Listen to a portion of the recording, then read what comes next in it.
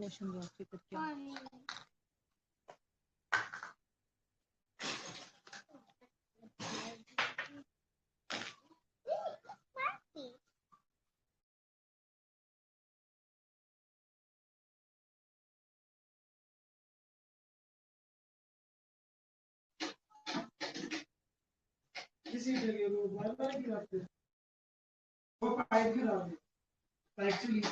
Change होने वाला है।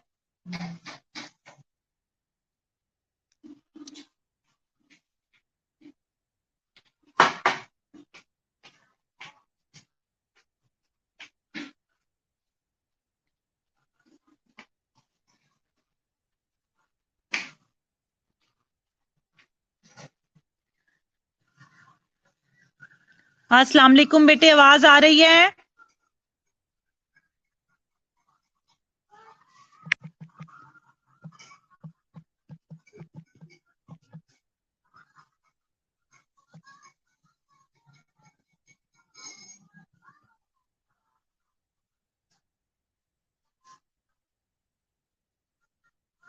बेटे नमाज ब्रेक ले लें आप लोग, नमाज ब्रेक ले लें बेटे।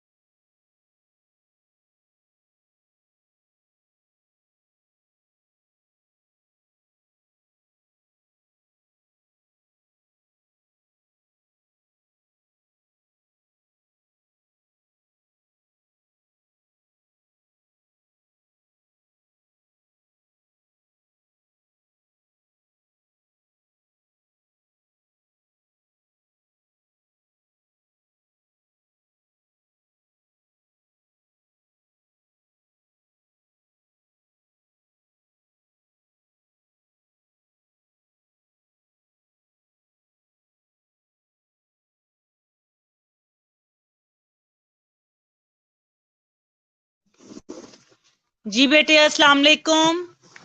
लेट्स रिज्यूम बैक बेटे। आवाज आ रही है बेटे मेरी?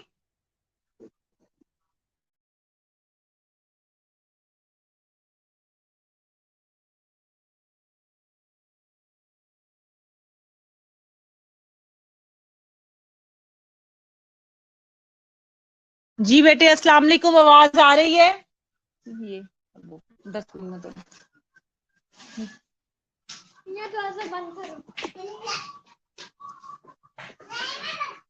ओके बेटे। गॉड, आगे स्टार्ट करते हैं बेटे। नेक्स्ट है हमारे पास 5 राइट्स ऑफ डेलीगेशन। इसका मतलब ये है कि जैसे हम पेशेंट को होते हैं ना कि ड्रग एडमिनिस्ट्रेशन के या मेडिकेशन एरर प्रिवेंट करने के rights, right rate, right route, right dosage form, right patient, right time, इसी तरह ये राइट 5 राइट्स हैं, असूल हैं डेलीगेशन के। मैं सिर्फ इसको पहले एक्सप्लेन करूंगी, पढ़ना आपने खुद है जैसे पहले मैंने आपको करवाया था। अच्छा एक सेकंड रुकिएगा जरा।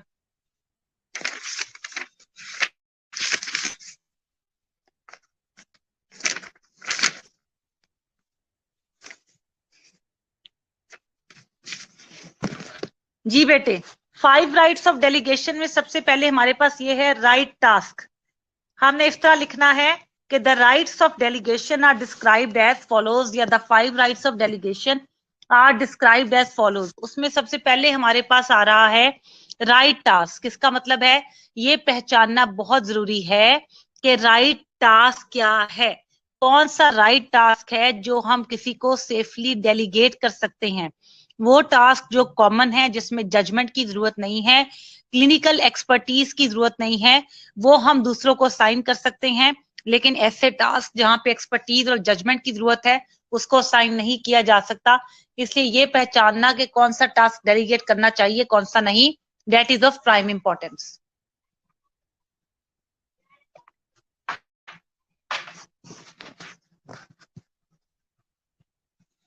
अच्छा, आगे है बेटे हमारे पास राइट सर्कमस्टांसेस। बहुत जरूरी है कि राइट हमारे पास सेटिंग मौजूद हो और अवेलेबल रिसोर्सेज भी राइट हो, ताकि हम उसको राइट सर्कमस्टांसेस में डेलीगेट कर सकें। ठीक है, हमें ये देखना पड़ेगा कि जो टास्क हम डेलीगेट करना चाह रहे हैं उसके लिए जो हालात हैं वो साजगार है कि नहीं, और डेलीगेट करने से उस करंट हालात में पेशेंट की नीड्स, तुम्हारे केस में पेशेंट की नीड्स होंगी, मेट होती हैं कि नहीं। अच्छा, राइट पर्सन बहुत जरूरी है कि जो मैं राइट पर्सन का मतलब सिर्फ डेलीगेट ही नहीं है, इसका मतलब राइट पर्सन से मुराद डेलीगेटर भी है और डेलीगेटी भी, यानी जो काम मैं जिसको दे रही हूँ उसके पास उस काम को परफॉर्म करने की सलाहियत मौजूद है कि नहीं। ये नहीं कि मैं किसी वार्ड सर्वेंट को कह दूं कि तुम नर्सेस का रोस्टर बनाओ, या उसे कहूं कि दवाइयां एडमिनिस्टर करवाओ या डाइल्यूट करो। राइट ये हो गया डेलीगेटी को पहचानना। राइट डेलीगेटर से मुराद ये है, अब राइट डेलीगेटर से क्या मुराद है, इसका मतलब ये है कि जरूरी है कि जो काम मैं तुम्हें डेलीगेट कर रही हूँ उसकी रिस्पॉन्सिबिलिटी भी मेरे पास हो, यानी कि वो मेरा काम हो और मेरे पास राइट हो उसको डेलीगेट करने का। ये नहीं कि किसी और का काम मैं अपने हिस्से में लाकर किसी और को डेलीगेट कर रही हूँ। अच्छा, राइट डायरेक्शन एंड कम्युनिकेशन। काम करने के लिए किसी को कंप्लीट डायरेक्शन दी जाए और कम्युनिकेशन के जरिए उसको समझाया जाए कि इस टास्क को तुमने इतने रिसोर्सेज में इतने टाइम में परफॉर्म करना है, और क्या कहते हैं, ये तुम्हारे पास रिसोर्सेज हैं, तुमने इससे मुझे आउटकम देखना है, लिमिट्स बतानी है। और अच्छा तरीका ये होता है कि इंफॉर्मेशन देने के बाद उससे पूछ भी लिया जाए कि कोई कंफ्यूजन है कि नहीं। याद रखो, अगर कम्युनिकेशन गैप होगा और राइट तरीके से टास्क डेलीगेट नहीं किया जाएगा तो फ्रूटफुल रिजल्ट्स नहीं आएंगे। Right supervision. राइट सुपरविजन का ये मतलब नहीं है कि 2-2 मिनट बाद पूछो मैंने जो काम दिया था हुआ कि नहीं, हुआ कि नहीं।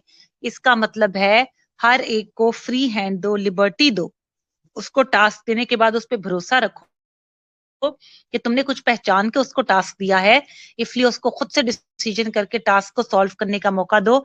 हाँ, इंटरवीन तुमने तब करना है जबकि तुम्हें लगे कि अब तुम्हारी इंटरवेंशन की जरूरत है। तुम उसे बताओ, उसे गाइड करो या उसे फीडबैक दो कि उसने कैसा परफॉर्म किया है। यहाँ पर मैंने 5 राइट पढ़ा दी हैं। प्लीज इन पांचों के पांचों राइट को अभी के अभी रीड करो, 2 से 3 मिनट लगने चाहिए तुम्हें। Start it right now.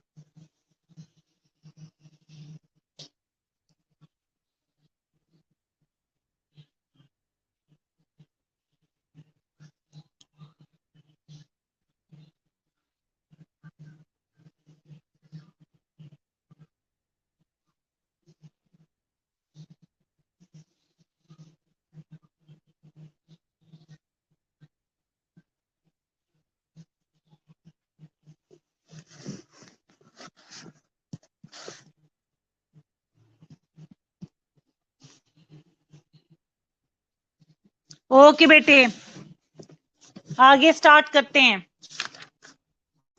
Please सबसे पहले डेफिनेशंस की तरफ आए।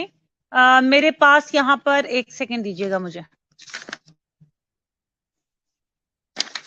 हाँ जी, पेज नंबर 140 है मेरे पास, जिसमें कुछ टर्मिनोलॉजीज हैं जो आपको पता होना बहुत जरूरी है, जो है रिवर्स डेलीगेशन, ओवर डेलीगेशन और अंडर डेलीगेशन। ये क्या चीजें होती हैं। मेरे पास 8th एडिशन में पेज नंबर 140 है। सबसे पहले under delegation. Under delegation occurs when the delegator fails to transfer full authority to the delegatee. The delegator takes back responsibility for aspects of the task.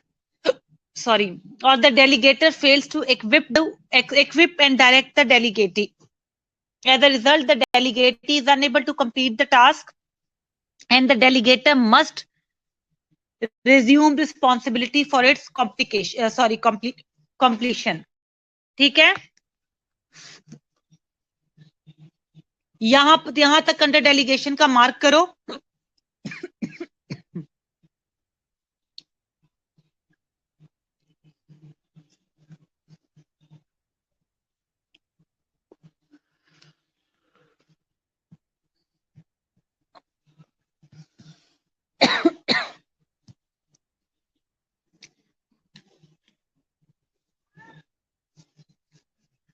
जी बेटे, थैंक यू, पीती हूँ पानी।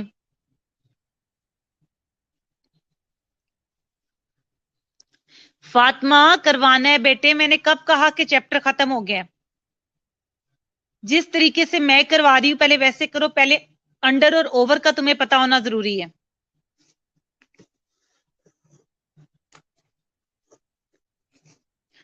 अच्छा जी, under delegation. Under delegation बेटे तब होगी जब किसी को काम देने के बाद हम बार बार इंटरफेयर करेंगे। कैसे? फुल अथॉरिटी नहीं दी जाएगी उसको और डेलीगेटी को। अच्छा जी, ये काम है तुम्हारा, फर्ज करो किसी काम के 4 या 5 हिस्से हैं। मैं उसे कहूं ये पहला स्टेप करने के बाद मुझे चेक करवाना, फिर दूसरे पे जाना, दूसरा करने के बाद जाना मुझे दिखाना। So it is frustrating for the individual जिसको आपने काम डेलीगेट किया है। इसलिए बहुत जरूरी है बेटे। एक सेकंड में प्लीज पानी पी लूं, मेरी हिचकियां बंद नहीं हो रही।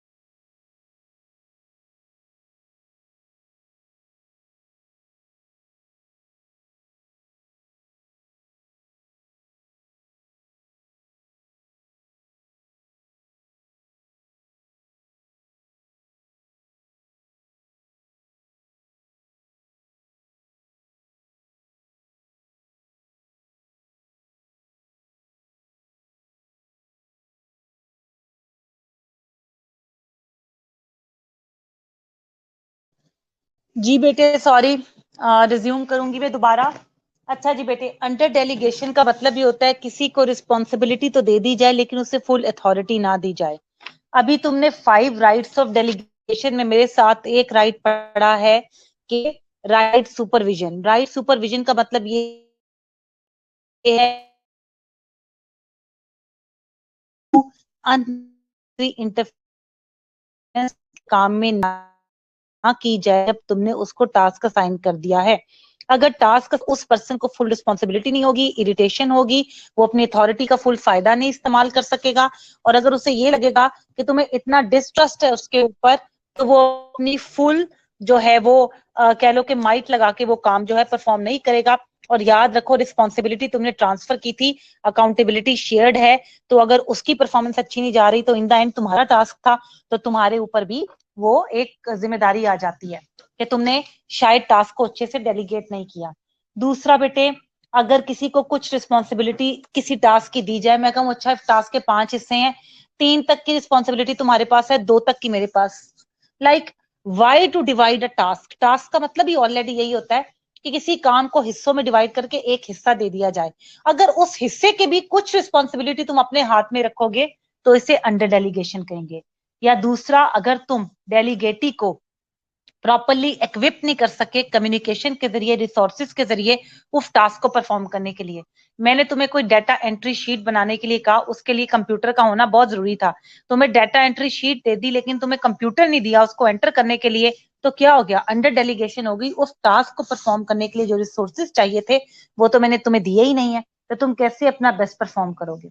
इसके नतीजे में जो आपका डेलीगेटी होता है वो टास्क को परफॉर्म नहीं कर पाता, और इन द एंड जो फाइनल रिस्पॉन्सिबिलिटी होती है वो डेलीगेटर की आती है। ठीक है, अगले पे चलते हैं बेटे, reverse delegation. In reverse delegation someone with a lower rank delegates to someone with more authority. बेटे ये ऐसा ही है कि जैसे तुम अपनी वार्ड की हेड को कहो कि अच्छा जी ये काम आपने करना है, इसे रिवर्स डेलीगेशन कहते हैं। Reverse delegation is not a bad thing. आपने अक्सर देखा होगा कि कुछ लोगों का एक ग्रुप बना दिया जाता है जिसमें सब के सब 17 स्केल के होते हैं, लेकिन उस ग्रुप का लीडर मैं किसी एक को बना देती हूँ, बाकी लोग जो होते हैं उसके साथ जो है वो टास्क में पार्टिसिपेंट्स के तौर पर काम करते हैं। तो वो आप ही के स्केल का या आप ही के कैडर का बंदा आपको डिफरेंट काम करने के लिए कह रहा होता है, इसको रिवर्स डेलीगेशन कहते हैं। जिस तरह क्लास में तुम लोगों की ही साथी हैं जो जीआर या सीआर हैं, वो तुम्हें कहती हैं जी आज ये करना है, हमने टेस्ट ऐसे करना है, या मैडम से बात हुई है इस तरह, तो this is like they are student like you, but because they have been given that additional responsibility, तो वो रिवर्स डेलीगेशन में आ जाता है। अच्छा जी, उसके बाद है बेटे over delegation. Over delegation occurs when the delegator loses control over a situation by providing the delegate with too much authority or too much responsibility. This places the delegator in a risky position, increase the potential for liability. In this instance, the nurse assumes that any task that doesn't involve nursing assessment or judgment should be assigned to assistive personnel. Not delegating appropriately negatively affects other staff on the unit as well. ठीक है, ये इसके अंदर बेटे आता है। अब over delegation में क्या है कि किसी को इतना ज्यादा लिबर्टी दे दी जाए कि उसके ऊपर कोई चेक एंड कंट्रोल ही ना रखा जाए। ठीक है, यूएचएस वाले तुम्हारा पेपर बना दें, तुम्हें एक हॉल में बिठा के तुम्हें पेपर दे दें, लेकिन तुम्हें इन्विजिलेट ना करें, तो क्या होगा, ऑब्वियसली लूज कंट्रोल होने की वजह से जिसका जितना दिल करेगा वो उस हिसाब से पेपर में चीटिंग करेगा या करेगी। ठीक है, सो बेटे बहुत जरूरी है कि हर चीज को ना अंडर डेलीगेट किया जाए ना ओवर डेलीगेट। ठीक है, रिवर्स डेलीगेशन और ओवर डेलीगेशन और अंडर डेलीगेशन नेगेटिव एस्पेक्ट है, पर रिवर्स डेलीगेशन हमेशा नेगेटिव एस्पेक्ट नहीं लेकर आती, क्योंकि इसमें हम एडिशनल रिस्पॉन्सिबिलिटी की वजह से किसी को कहते हैं कि अपने कैडर के लोगों में जो है वो टास्क को डिवाइड कर सकता है। ठीक है बेटे, यहाँ पर ये तीनों डेफिनेशन जो है वो कंप्लीट हो गई हैं। पेपर में आपको अक्सर ऐसे क्वेश्चन आएगा, डिफाइन द फॉलोइंग टर्म्स, जिनमें इन टर्म्स का जिक्र होगा। अब मैं चाह रही हूँ फिर 5 मिनट का टाइम लो और इनको एक दफा फिर पढ़ लो, ठीक है, ताकि मैं अगले टॉपिक की तरफ चलूं। प्लीज बेटे रीड इट राइट नाउ।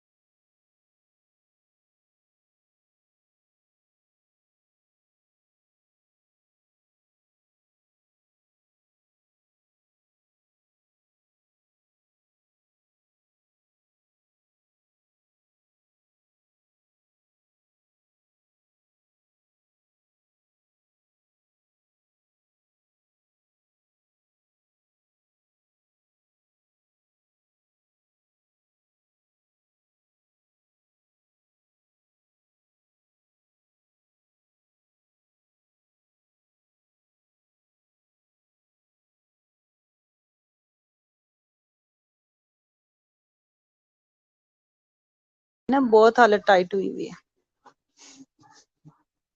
अस्सलाम वालेकुम बेटे, लॉग आउट हो गया था, I have logged in again.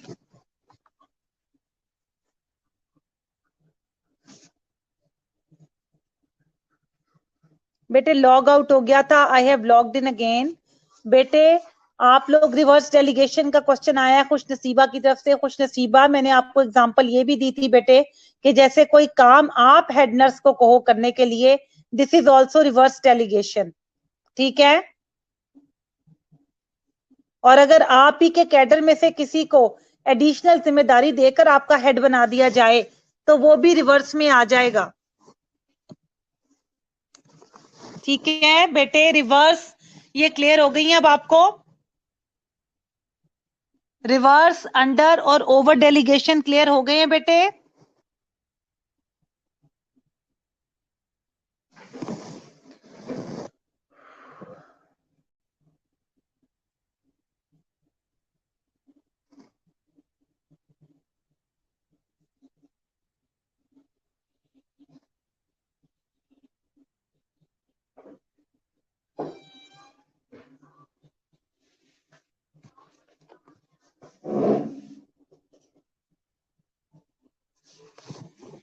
बेटे अंडर डेलीगेशन का मतलब ये है कि आप किसी के काम में बार बार इंटरवीन करो, उसको कोई जिम्मेदारी दे दो करने के लिए, लेकिन उस पर ट्रस्ट शो ना करो, या उसे कंप्लीट रिसोर्सेज ना दो और कंप्लीटली टास्क को कम्युनिकेट ना करो कि आप उससे क्या एक्सपेक्ट करते हो, या टास्क का कुछ हिस्सा, एक ही टास्क का कुछ हिस्सा उसको दो, कुछ अपने पास रखो, ये सब अंडर डेलीगेशन में आता है।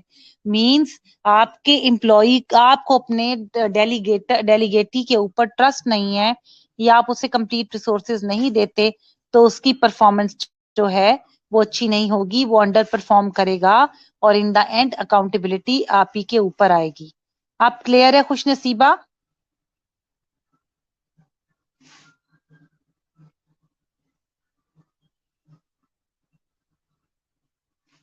बेटे क्लियर है अब?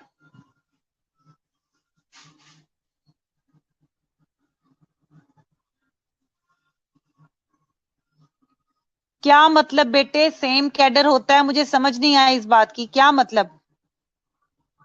अंडर डेलीगेशन बेटे, अंडर को रिवर्स से आपने मिक्स नहीं करना। आपने ओवर डेलीगेशन और अंडर डेलीगेशन में कैडर का चक्कर ही नहीं लेकर आना बेटे। जहां पर कैडर का चक्कर आ जाएगा वो रिवर्स हो जाएगा। एक वक्त में एक टाइप ऑफ डेलीगेशन हम कर सकते हैं। हाँ, ये हो सकता है कि अगर आप जो है वो एक वक्त में कोई चीज या तो अंडर डेलीगेशन होगी या ओवर डेलीगेशन, दोनों तो नहीं हो सकती। या तो तुमने खुली छुट्टी दे दी है, या तो तुमने बिल्कुल उस पर ट्रस्ट शो नहीं किया, ठीक है। हाँ, ये हो सकता है कि मैं किसी बंदे को कोई टास्क दूं, टास्क आधा दूं, आधा अपने पास रखूं, तो अंडर डेलीगेशन आ जाएगा। और मेरा रैंक उससे कम हो जो मैं टास्क डेलीगेट करी, तो फिर ये एक ही वक्त में रिवर्स और अंडर हो जाएंगे। समझ आ रही है बेटे? Am I making sense? तुम लोग कंफ्यूज कर रहे हो बेटे सारे उसको, टास्क को आपस में।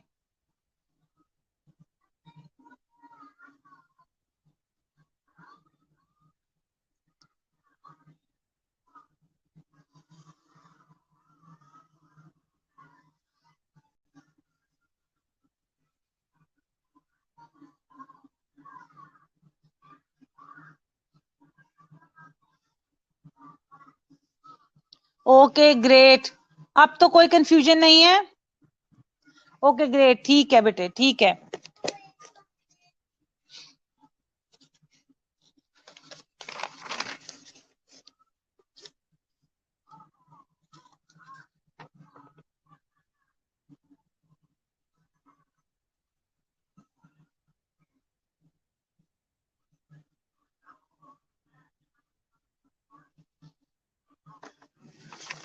अच्छा बेटे, अब मैंने आपको एक डेलीगेशन का प्रोसेस करवाना है, ठीक है। डेलीगेशन के प्रोसेस के 5 हमारे पास स्टेप्स हैं। प्रोसेस ऑफ डेलीगेशन है,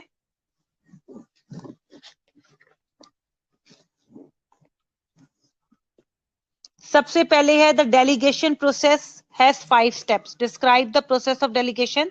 The delegation process has 5 steps. पहला स्टेप है हमारे पास डिफाइन द टास्क. बहुत जरूरी है जो टास्क आपने किसी को देना है उसको डिफाइन किया जाए कि भाई क्या काम है और उसकी क्या रिस्पॉन्सिबिलिटी और अथॉरिटी है जो मैंने किसी को देनी है. वो रूटीन का काम है, वो ऐसा काम है जिसके लिए तुम्हारे पास टाइम नहीं है, या वो ऐसा है जिसे बाद में किया जा सकता है. प्रायोरिटी, इंपॉर्टेंस और अर्जेंसी की बेस पे टास्क को डिफाइन करना है. अर्जेंट और इम्पोर्टेंट. इम्पोर्टेंट का मतलब है उसे मैंने करना है, पर अर्जेंट का मतलब है उसे मैंने अभी करना है.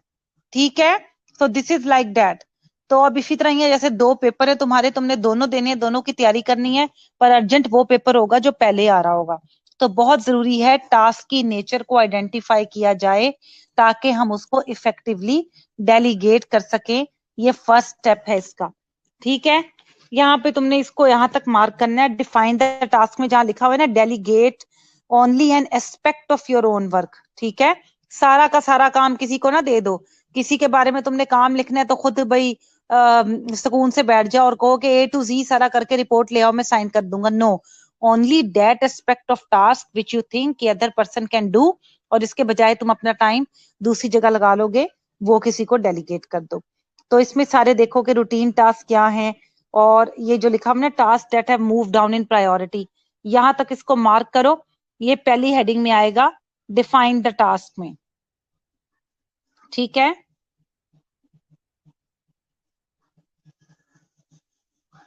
एक सेकंड प्लीज. अच्छा, उसके बाद आगे लिखा हुआ है ना define the aspect of the task, ask yourself. ये करने की जरूरत नहीं है बेटे. डिफाइन द टास्क वाली हेडिंग जहां से स्टार्ट हो रही है delegate only an aspect of your own work, यहां से लेके task that have move down in priority, these include के 3 पॉइंट्स हैं. थर्ड वाले पॉइंट तक मार्क कर लो. यहां तक आपका पहली हेडिंग में आएगा. अभी आगे भी इसके अंदर आना है, वो करवाती हूँ, इतना मार्क करो पहले.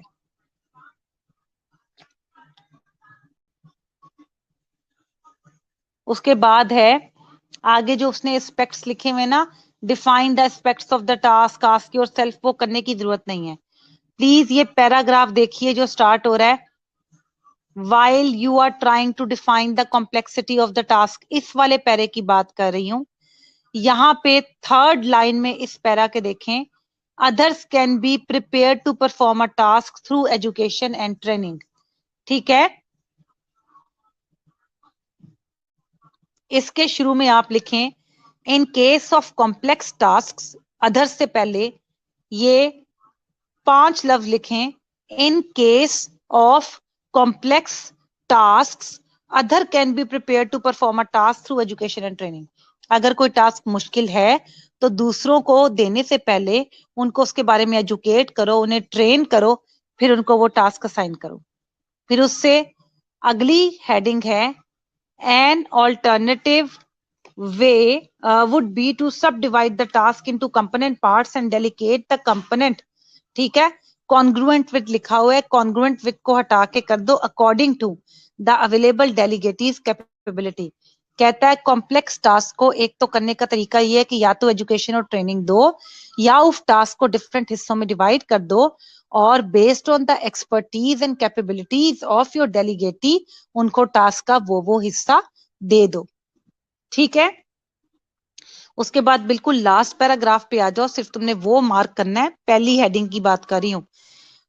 Certain task should never be delegated, discipline should not be delegated, nor should a highly technical task. Also, any situation that involves confidentiality or controversy should not be delegated to others. ऐसी चीज जिसमें confidentiality है और या जिसमें complexity इतनी ज्यादा है या टेक्निकल वर्क बहुत ज्यादा है, वो कभी भी डेलीगेट नहीं करना चाहिए, वो तुम्हें अपने पास ही रखना चाहिए. Because in the end you are responsible for performing that task. Delegation के प्रोसेस का मैंने आज सिर्फ फर्स्ट स्टेप करवाया है, यही करना है, बाकी मैं अगले लेक्चर में करवाऊंगी. मुझे अटेंडेंस मार्क करके तुमने कल नहीं भिजवाई बेटे, मैं बार बार मैसेजेस नहीं करूंगी.